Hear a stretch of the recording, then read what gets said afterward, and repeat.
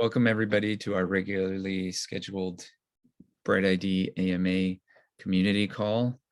Really happy to have everybody here. Like I said, there's no specific agenda today. Just talk or ask about anything you want. So let's just straight away open it up to everybody that's here.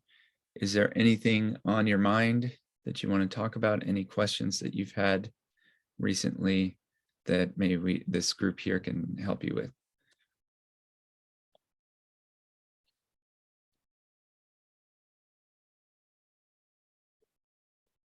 I see we've got a good group of a lot of new people that I've never met. So welcome everybody. Nice to meet you. I've got a discussion to talk about. Sure. I always like your discussions, Philip. So in a couple hours, I'm having a call with Jonathan Mann, Song a Day guy. Nice. Song a DAO is quasi-launched and about to really launch. Super excited that they're going to integrate BrightID into that. This is sort of one of the first examples of BrightID integrating with an unrelated DAO for them to use and have the benefits of Sybil resistance. And what I want to talk about is how do we best bring BrightID in a useful way into that community. They have not yet decided like what verification system they're going to use. There's an argument to be made that we should suggest they use B2. And I'd like to talk through, if we do suggest that and they choose to do it, what will the flow need to be such that they can successfully get people validated for that in a way that will be good for BrightID and good for their users? Those are really great questions. I've been checking out SongADAO, and I mean, I think it'd be cool to have Jonathan on here pretty soon if he's willing, because I think what he's doing is so cool, and I think his songs are actually quite educational if you're willing to like dive in deeper to some of the topics that he sings about. And I think his songs are really fun too. Maybe we can show him during this call. Hopefully get him to do a BrightID one at some point. Yeah, exactly. Any reason why he wouldn't? Write one every day. I think if BrightID inspires him and the cool stuff is happening, and I'm sure there'll be a song about BrightID at some point, which is pretty awesome. So let's get to the specifics, because literally I'm talking to him in 2 hours. Yeah. So if they were to use the existing level 0 system, which we should really have a name for, meets, right? If they were using the meet system, fine. They could send people to the meets. And I've also said that I and other stars could come directly into their community and host connection parties, for that community. We've done that before. Perfectly happy to do that, right? And we know how that process would flow. We're also not terribly Sybil resistance is not the most important thing in his DAO, because it also requires ownership of one of his NFTs, which has a cost. So there's already an important financial aspect to the Sybil resistance. So it doesn't need, but I think it's such a good opportunity for BrightID to practice how it works for the community to be useful to that community. So should we suggest B2? And if we do, what's the how do we help them do it? Yeah, so I mean, immediately what jumps to my so I went and visited their Discord. So and I also have just been listening to a lot of songs recently, and it's like I'm brand new to discovering him, thanks to like BrightID and Philip and stuff. So I went to their Discord, and it seems like it's been around for a while, but there's just not. So the Discord has only been around for like 2 months. Oh, okay. And up until, so a week ago, he launched his entire back catalog of NFTs, and the idea, and any sort of, there's a legal structure set up in a co-op, and the idea is if you own at least one song a day and you are BrightID verified, you will have one vote. If you own 100 of them and you have one BrightID, you get one vote. And Okay, John will have exactly one vote in his own DAO, and he thinks that's a beautiful thing and super excited for like what that can mean for the community, governance. Love it. Nice. Yeah. I haven't even though they have a channel in BrightID, their own private channel to discuss such things. I haven't even, and I just barely joined their Discord. Do we have any idea of what kinds of things they'll be expecting to decide in the DAO? Will it be like community initiatives that need funding? Will it be everything? And it's also important to point out, so the songs that he sold in the big drop were, he got that money for his sort of like for his back work, but going forward, it all goes to the DAO. So there's a daily auction that happens. All the proceeds go to the DAO, and all the secondary royalties from all the existing 5,000 songs, 4,700 some odd songs, goes to the DAO. So those royalty payments have been flowing for 1 week now, and it's already been over 20 Ether. So wow. You know, it's real money, and it's sitting there right now because governance isn't set up. But as soon as this governance goes live, which will be imminent, like next days or weeks, all decisions of that DAO, including what happens with its treasury, and the DAO owns like all the IP, like all the rights to the to the entire catalog of 13 years of songs. Yeah. I should know this, but what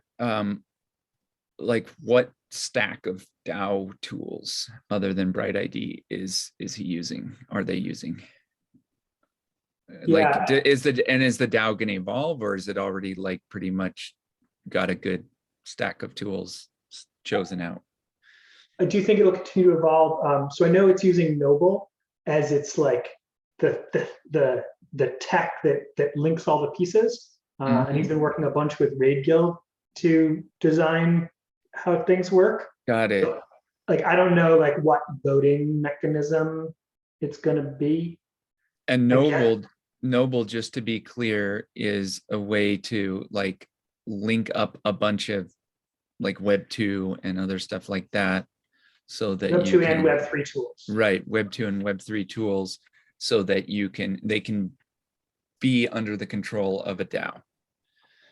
Is that? Yeah, if you go to enter.songaday.world, so the same thing, yep. but start with enter dot, you get to the Noble onboarding site, and like it lets you link up your Discord account, your Ethereum address that holds the NFT, your Twitter account, and then they'll be able to. It'll be Noble that like provides that check of, hey, does this user A have an NFT?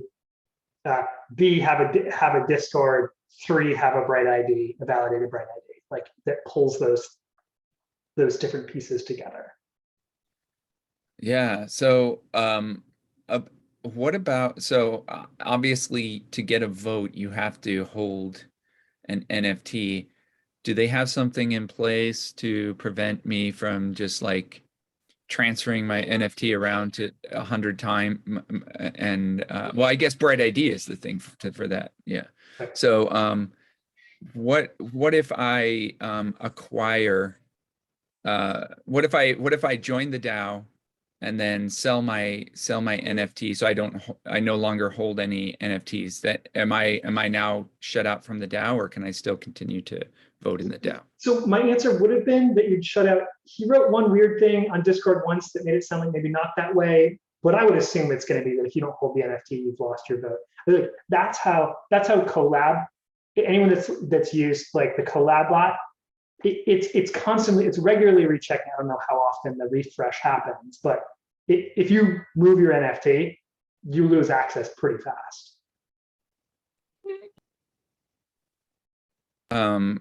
Okay. With a snapshot voting, like, yeah, I have a lot of. And I also heard a compelling case recently from someone about how snapshot voting, especially with NFTs, like makes no sense when you could just like query the wallet at the time to make sure they like at the time of action that like why this was Kevin Rose talking about it. And he's saying, I don't understand why people use a snapshot for this when you can just query the address at the time of the action. Well, it's to avoid someone buying a lot of NFTs for the vote and then selling them again. Right. So, I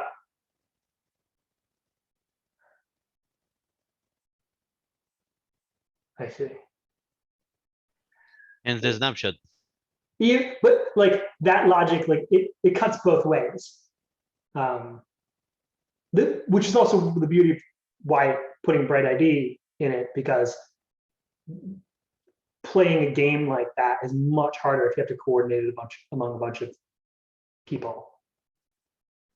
You know, like sure, I could buy 100 votes, I could buy 100 NFTs and send them to 100 of my friends who are all BrightID verified, and get them to all vote a particular way. But that's way more coordination than if I was just doing it myself. Yeah, and you're doing like free advertising by doing that, so it's not like totally a bad thing. If you legitimately get 100 friends, if you gift them NFTs and you legitimately get them interested, that could be a good thing. So I think BrightID is a really good component, and I think it's cool like that he found it and realized that it would be useful for exactly what he's trying to do. I think that's awesome. Do you know how he found BrightID?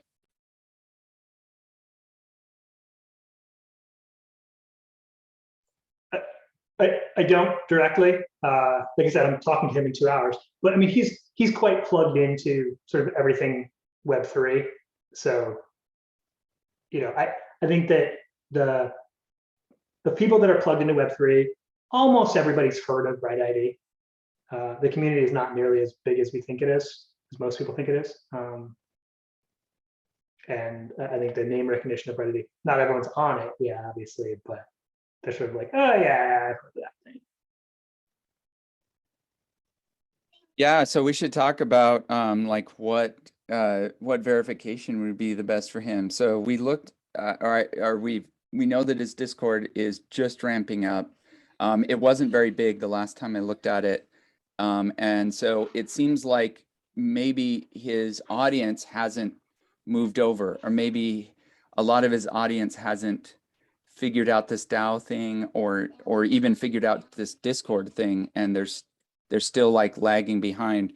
So but like if you look at our Discord in comparison, we have, you know, I don't remember, something like 20-30,000 people in our Discord.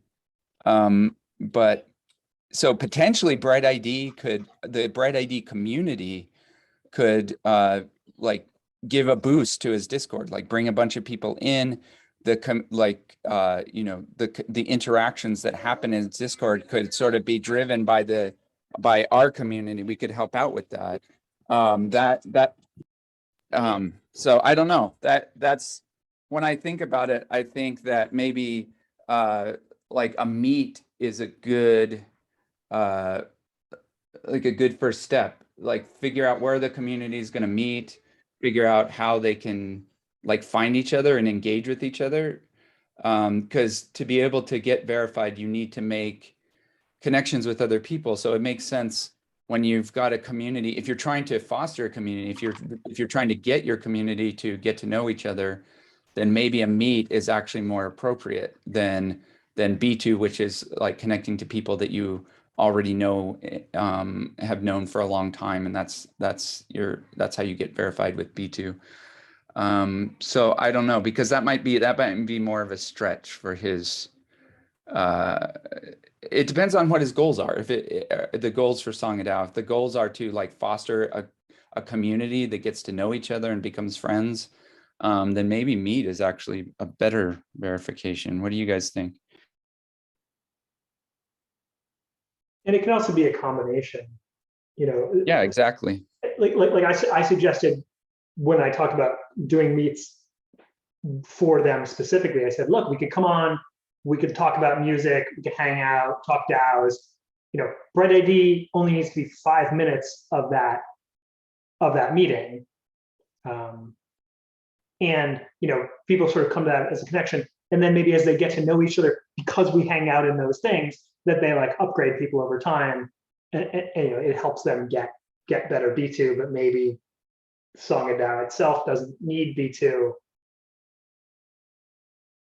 It just, we know we don't like the meets verification. We know it's not the long-term answer for BrightID. So just, I don't love to continue encouraging its use.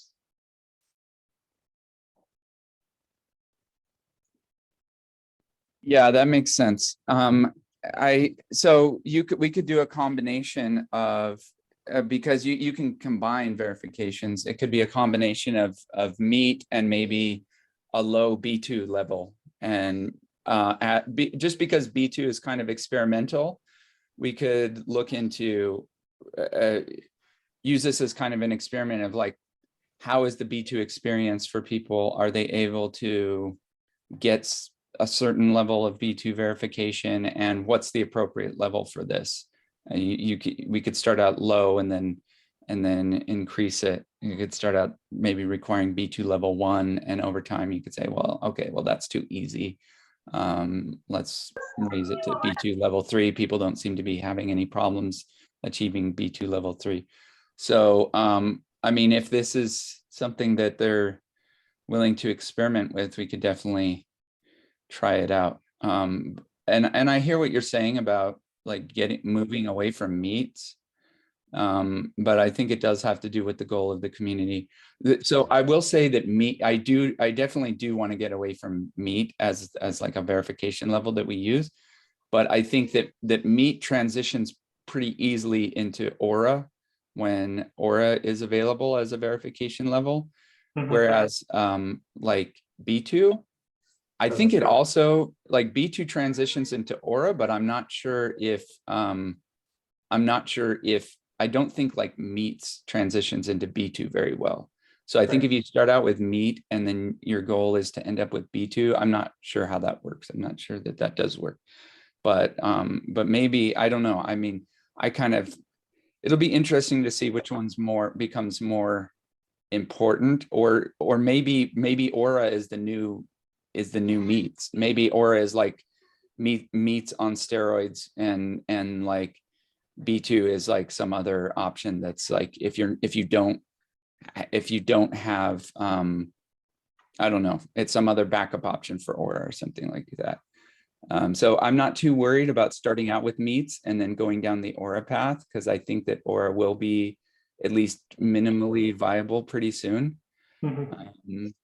So I don't know. It just feels like maybe if that's what they're trying to do is grow a community, that maybe meet is not so bad of a starting point, given that Aura is coming down the pike pretty soon. I would be happy to continue talking about this. I also want to, if other people have questions, be happy to discuss their issues. Thoughts?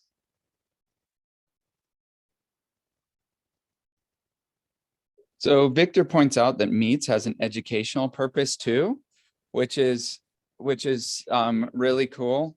Like we don't want to. So you can sort of use it as a placeholder. I think there's going to be like a new verification that talks about being educated in BrightID, like that you've been briefed and that by a star or something like that, which I guess is sort of what meets is, but maybe a little different.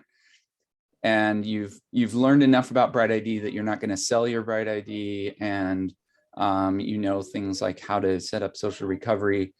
And so there's other little pieces that could come into play for verification. So it's going to be interesting how people in DAO or apps and DAOs mix and match these different verifications. Like you might say something like, well, I really want my users to have set up social recovery, and I want them to be educated about BrightID. So they've got to have the education verification, the social recovery verification. They've got to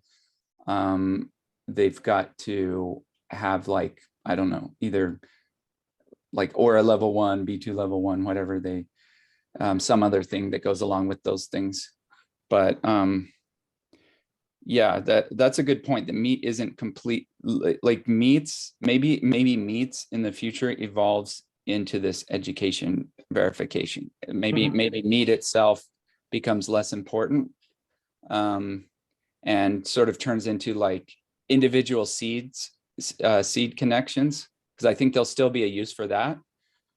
Saying like, okay, you've connected to a specific seed group, like maybe you've connected to the Sangha community seed group, and you've been educated about BrightID, and you've achieved B2 level 1, and you've set up social recovery. And if you do all those things, then you get the verification that Sangha wants, or something like that. So yeah, I think maybe that's what meats morphs into, is like the education verification. It's like whenever I look at meats, we see occasional criticism saying like, well, BrightID is not totally Sybil resistant. It's like, correct, not with the level 0, not with the meats verification. We know that there are people that have received multiple accounts under that verification style.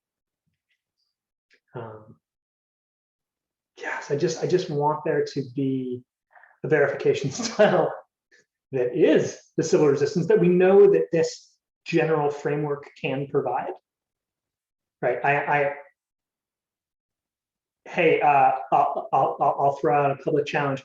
Anybody that shows me they have a B2 level 20 that is validated, that they have a Sybil account that's B2 level 20, first person to show me that, I will pay you $100.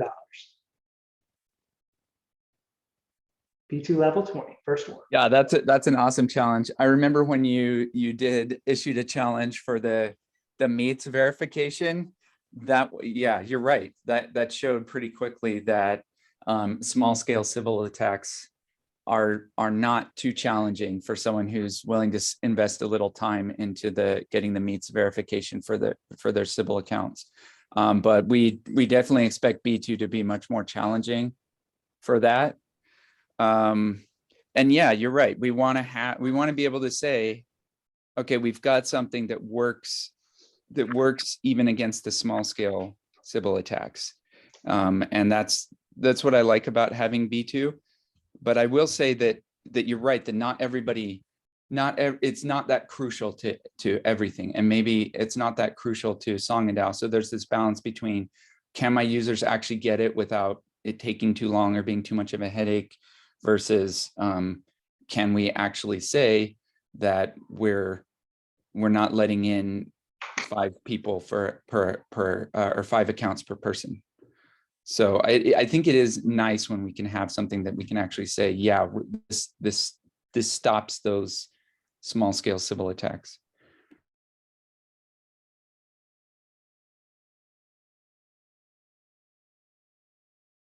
And there's a way, and there's a reasonable process for how people would achieve it. Right, because I mean, like, Marquez rating system, I'm already extremely confident that Marquez level 4, there are no civils at that level, but there's no easy way that I can get a new user to Marquez level 4. It's just too hard. Super accurate, way too hard. So what's the process for having, it's easy enough to get it, like, how do you onboard someone through the flow and feel good about the answer? Fundamental problem we need to figure out. Yeah, that's what I really like about Aura, is Aura has very clear steps that you can get a really accurate verification with, and still have clear steps to follow. With B2, there are steps, but I feel like the steps are not the same way with a meat. Like with meat, it says, do this step and you will get verified. I think with B2, it's more like, do these steps and with a little luck, you'll get verified. It's like your experience may vary, your results But may vary. also for people that are like deeply in the crypto ecosystem, right? I know lots of people. I'm connected to lots of people. Like if people know me, great, that they're gonna have no problem getting a B2 verification because it's simply like getting an already known connection from me. But you know, and there are many hundreds of people that I would be willing to make that connection with, or maybe multiple hundreds, maybe not many. But there's people on this call that are not yet B2 verified, and I can't help them with a B2 verification because I'm not willing to mark them as already known because I don't already know them. So yeah, how are they supposed to do it? Like for that, it's something that I talked some time ago. Like if we have constant meetings like this, people join, talk, discuss, and just start to getting to know them. Like that's probably the only way. To at least someone that doesn't have any connection can just start his video verification. Well, not B2 verification, but more like an achievement in B2. Yeah, reaching that.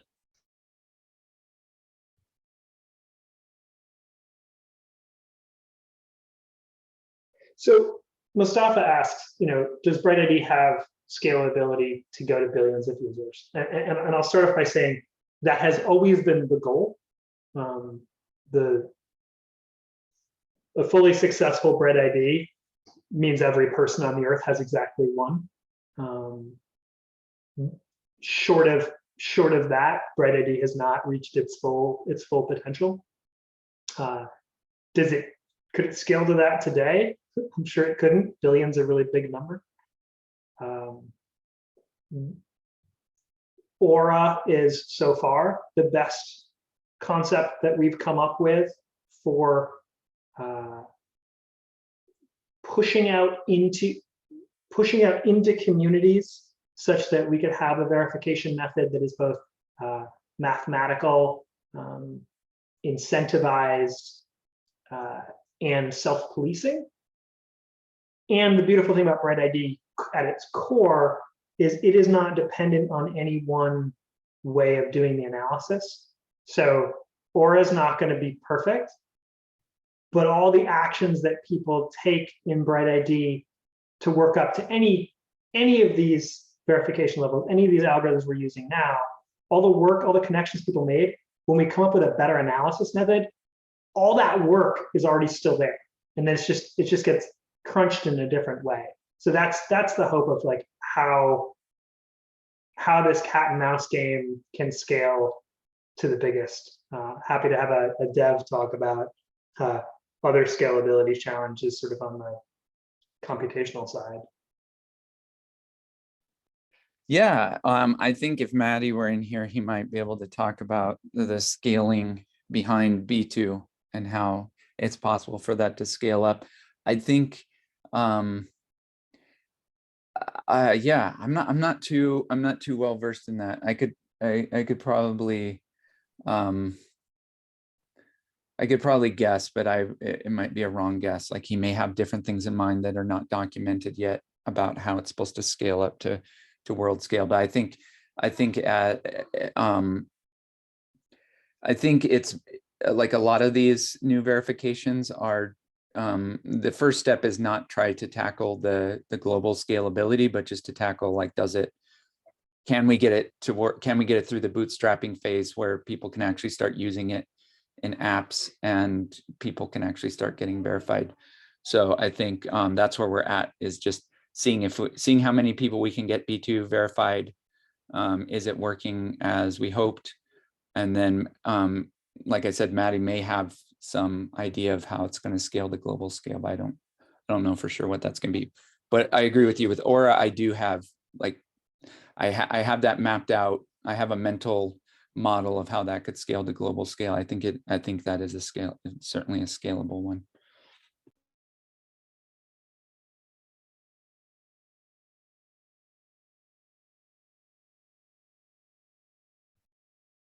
Okay, I see a question in the chat. Do you think Bright? Oh yeah, that's the one we've been talking about. Yes, yes, BrightID does. We do have the potential to scale, and that's one of the things. That's actually one of the things that drew me to BrightID as a solution, as opposed to like other things like IDENA or maybe like what Proof of Humanity is doing. Is I see BrightID as being something that can scale to global scale, whereas the other ones, it's hard for me to make that link and see and imagine a world where everyone in the world is using it. So because like when I was first creating BrightID, I thought about some solutions, some other solutions besides social graph solutions. I thought about things like, well, is there a way to do like proof of being in like a location, proof of because there's things like, and that's sort of what IDENA is trying to do, but in a digital way. So I did consider that, and I thought, okay, that's actually like a pretty that has some potential, but I couldn't map it out mentally to how that scales to global scale. Whereas with BrightID, I can, because like the network effect makes it better. So as more, the problem becomes easier as you add more people, whereas some of these other solutions, the problem seems to become harder when you add more people. So that's one of the things. Right, and the system should become more accurate with more people. Yeah, so here's a good question. Can you tell me, is there any way to get verified without going to meetings? Yes. So there is. The only thing that you find in a meeting that's special is you'll find a person there who will usually be the host of the meeting that has a seed status. And what that seed status means is that they can help other people get verified. And this will probably be kind of a recurring pattern throughout BrightID and whatever verifications come in the future, that it's about finding the right person that you know to help you get verified. And so these meetings are kind of like a shortcut. It's like, well, we admit that in BrightID, there's a bunch of new people coming in that don't really know any other BrightID users. So we're giving a shortcut and we're saying, okay, come to this meeting, and there's going to be at least one person there who like is a BrightID power user and can help other people get verified just by their position or status in the graph or whatever. So you'll be able to make a connection to that person that'll help you get verified. So the answer to that question is you can get verified if you can find someone like that yourself, not if some other way through not through a meeting. So let's say, like Philip was saying earlier, if you know Philip, if you're Philip's friend, well, that's good news for you. You don't have to go to a meet. You can just make that connection with Philip, and you'll get the same benefit as if you went to one of those BrightID meetings. And that's true of all of the BrightID stars. Right. Right. So everyone that's a BrightID star, so Mono's a star and Ashraf is a star. There's a whole bunch of them, and there's what, 100. Oh, hold on. Is it all seed members, or is it just seed members of specific groups? So that's the main point of BrightID groups, is to manage the seed architecture. And so anyone who is a member of a seed group has this ability to connect to people and help them get verified. So does yeah, everybody there's provide around 100 people, maybe 200 people right now that have that power. So Adam, my question is, let's say someone connects to the Pocket Network seed. Do they get the meets verification? Yes, they will. Okay, all right. So it's really just seed. It's effectively you met somewhere. It doesn't have to be the BrightID meet. You could meet in some other community that has a seed group in it. Okay, but it's any seed group, not just a particular set of BrightID stars. Yeah, seed groups. Okay. That's right. Right. So and the idea for how this scales, folks, is so like in the Aura game, way more people can be those like effectively seeds of trust, and you earn it. You earn that ability to be sort of considered trustworthy by playing this game with other people in the Aura game. And as long as you're good at it, you have the capacity to get other people verified for BrightID. And if you are one of those people and you think your friend would be good at this game too, sort of you can help bring them into the game, and now they are able to verify, and they can bring their friend to the game, and they can get it, as long as like sort of trust kind of radiates out, and there's more and more edges that can bring people in. So right now, there's only like 100 people that have that magic power, but in Aura, there could be thousands, tens of thousands, hundreds of thousands. You know, if there were 100,000 people in the world that could help get people verified, and a bunch of them actually treated that like as their job, it's kind of like the world coin, right? So the idea is there's thousands of people with these orbs, and the way you get validated is you find someone with an orb. Instead, it's in BrightID, it's go find someone that plays Aura, and that gets you validated. And we, the group of people on this call, don't have to seed that power to each individual. The game seeds it to the people, and it is everyone's incentivized to make sure that the group decision, like the group decision or multiple groups, are making good decisions on how that's seeding out. And it's constantly being sort of checked and double checked.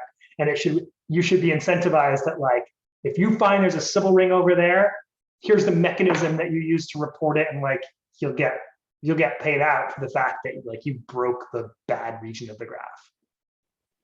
Yeah.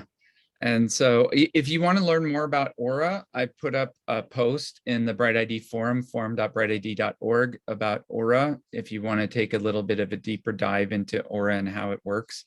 But eventually, yeah, someone was asking in here, meetings don't scale. Meetings don't scale to a large scale. And I agree, like we're not going to be able to, I mean, that's something that we realized. And that was one of the reasons why we wanted to have Aura, is because it does not like we couldn't figure out a way for meetings to organize a global scale of like a network of meetings. It's just didn't seem really possible. So it's kind of like a stopgap. But in the future, the way you're going to get verified in BrightID is you're going to connect to people that you already know. So you're just going to look at people that you already know in real life, and you're going to just make BrightID connections to them, and that will get you verified. So it should be pretty simple. Like it's something that it'll almost be like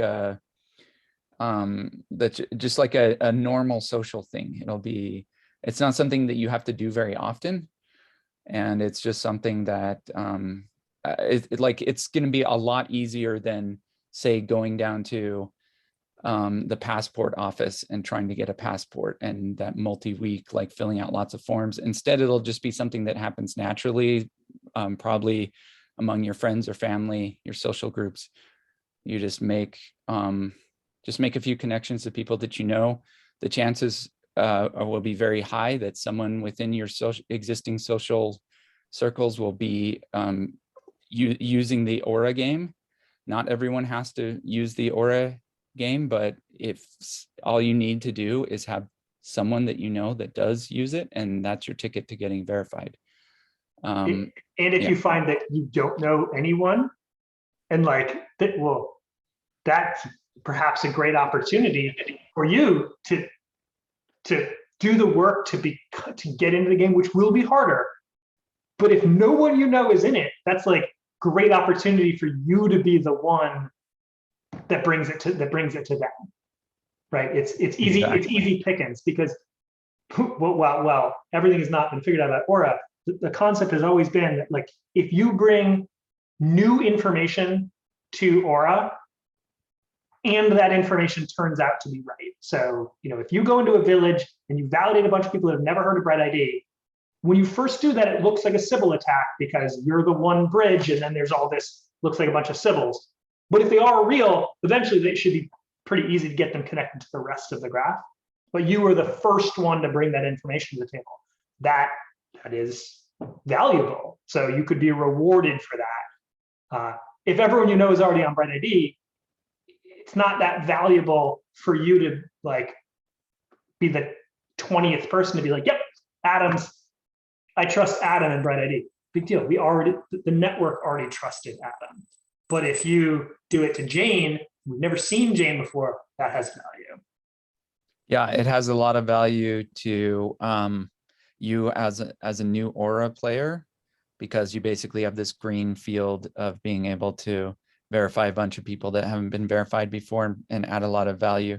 And it provides a lot of value to apps, because apps are going to see holes in the graph, and they're going to be looking to expand their user bases. And so if they know, like, oh man, like we can tell that there's a lot of our users from Bangladesh that are not being verified. It's almost like putting out a call to action and saying, okay, who lives there? Who wants to start playing the Aura game there? Because we need Aura players. We need to get these people verified. So yeah, if you're one of these people that can dive deeper into BrightID and learn how it works, and you're a connector, you know how to you have a lot of friends in real life, those sorts of qualities, then you have the potential to earn a lot of money playing the Aura game.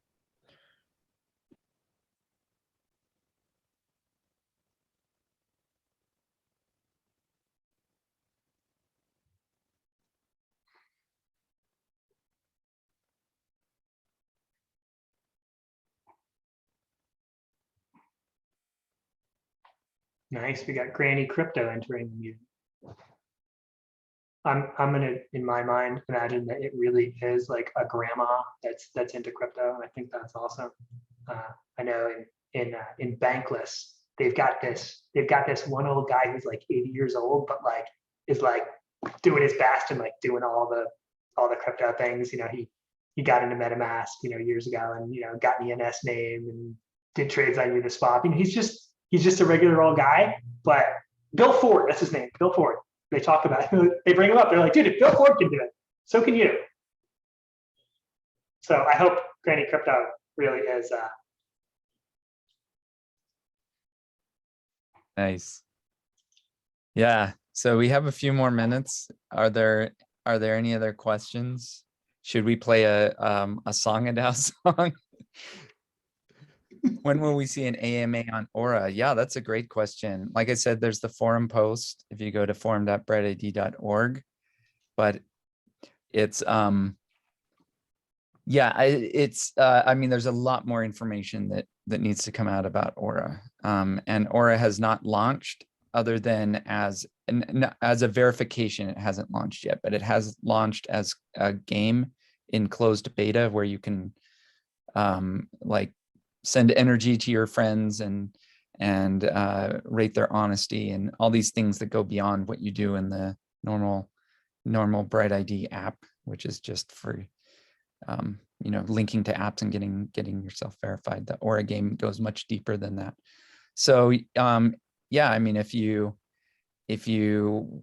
want to, if you read the forum posts and you get excited and you want to be an early adopter, just reach out to one of the stars and they can show you how to log into the beta and try it out. Yeah, and I would say, so there's another delivery due in about 2 weeks that should clear up some specific sort of problems that we know already exist. We're already speccing out much cooler things for a future version, but there are some fixes that sort of need to get corrected before it's sort of fully usable. So I'd say in the beta that we've had so far, like, we keep clearing out the data, and at some point we're going to get to a point that we're not going to clear out the data. I wish we were already there, but given the fact that we've cleared it out twice before, I don't want to tell people to go in and spend a bunch of time doing the work if that data is just going to get cleared out. Yeah, right. That's part of the reason why it's a closed beta, is because it's just for people to give feedback. Like, okay, I wish, like, that we're getting lots of feedback. Like, I wish it worked like this, or I found this bug. Those are the things we're looking for right now. You're not you're not yet able to like build up a reputation and aura, or like do all the work, because part of what in the future, part of what it's basically just how much work you put in. If you do a lot of honesty research on people that you know well, and connect up to other people and send energy around, then you start to like that work will eventually start to pay dividends, and the more time you spend, the more money you could potentially make working on aura. But yeah, like Philip said, that in any investment of time and work right now could just be thrown out. But other than maybe for your own learning benefit, so that in the future you know how to use it better or something like that. Right. In the very first release we ever did, one of our friends went through and rated like hundreds of people, which is great, except that we then killed that data. So it turned out to be a waste. Anyone that went and did 10, that was valuable, because we got like feedback from people. It's like, oh, like this is what I encountered when I did 10. But doing 200, like the difference between doing 10 and 200 didn't provide any incremental value really. So I don't want to encourage people to do that until we've talked to the team and like, no more deleting the data set.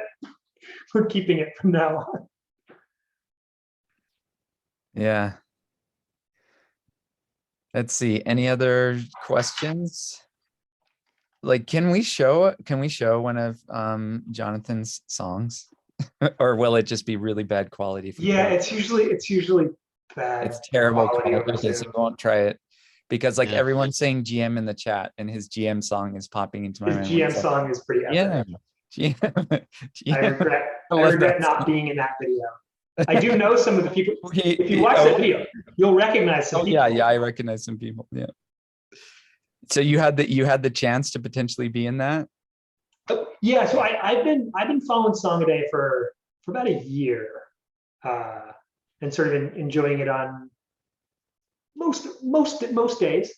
Yeah, hey, this is an important public service announcement for people. GM, it is literally always GM. Like that's part of the beauty of GM. So BrightID is an international team. The sun literally never sets on BrightID. We've got people across like all the continents of the world, and it's great. We come on and we say GM because it is an accurate way to like greet everybody regardless. Yeah, so some people use the GM. I never use GM. I never use GA. There's no afternoon. There's no. It's just morning. Like. Yeah, the more I watch Jonathan's videos, the more I think like, okay, yeah, he's definitely one of us. He's a kindred spirit, because like the whole GM thing, like it doesn't matter what time zone you're in, and then the whole like he has another song about like, let's get rid of the borders. Borders are stupid, and I feel that so strongly. I'm like, why? Like, why does it matter whether you were born and this point on the map or this point on the map? Like it shouldn't matter. Like we're just one big family. And so yeah, I that's one of the things that's one of the happy byproducts that I hope BrightID does, is it just like makes the world smaller, so that we can work across borders a lot easier. So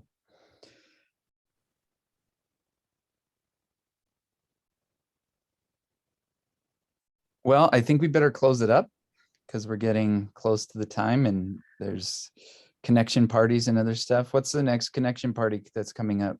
Spanish in 5 Spanish minutes. in 5 minutes. Yeah. Okay. All right, everybody. It was really nice talking to you, GM. Have a wonderful rest of your day, night. Go to sleep if you're tired. And we'll talk to you soon. Take care. Bye.